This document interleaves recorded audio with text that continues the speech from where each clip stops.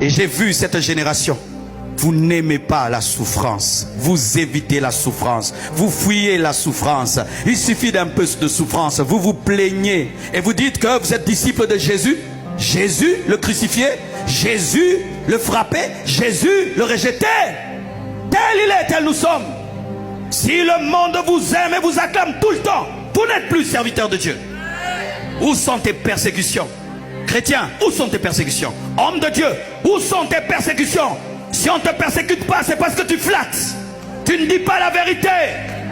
Il a dit, on vous haïra à cause de moi.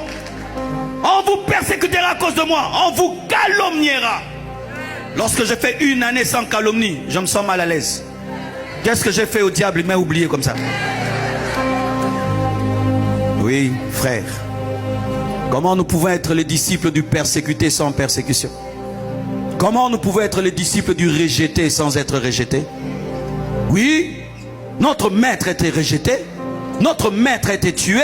Pourquoi? À cause de la vérité. Oh mes frères, que nous aimons les miracles de Pierre. Mais Pierre était un persécuté. Que nous aimons les miracles de Paul. Paul était un persécuté. Que nous aimons les épîtres de Paul. Il les a écrites la plupart en prison. En prison. Nous lisons le livre d'un prisonnier. Les épîtres de Paul, c'est le livre d'un prisonnier. Les gens pêchent autour de toi, tu ne dis rien. Ils volent autour de toi, tu ne dis rien. Ils commettent l'impudicité autour de toi, tu ne dis rien. Ils avortent autour de toi, tu ne dis rien.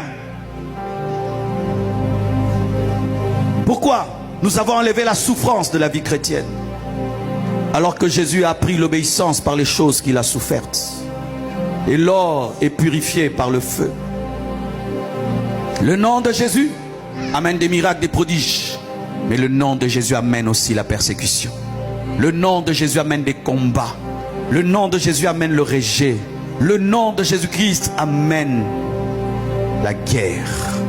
C'est pourquoi dans ma vie, je me réjouis à la fois des avancées du ministère, de la gloire du ministère, mais surtout des souffrances, des douleurs, des coups, des chocs. Ça te garde éveillé, ça te garde à genoux, parce que tu peux tomber dans le formalisme et devenir un professionnel de Dieu qui n'a plus besoin de l'écouter parce que tu sais trop et tu connais tout. C'est alors que tu tombes dans le piège de Lucifer. Tu penses être l'égal de Dieu.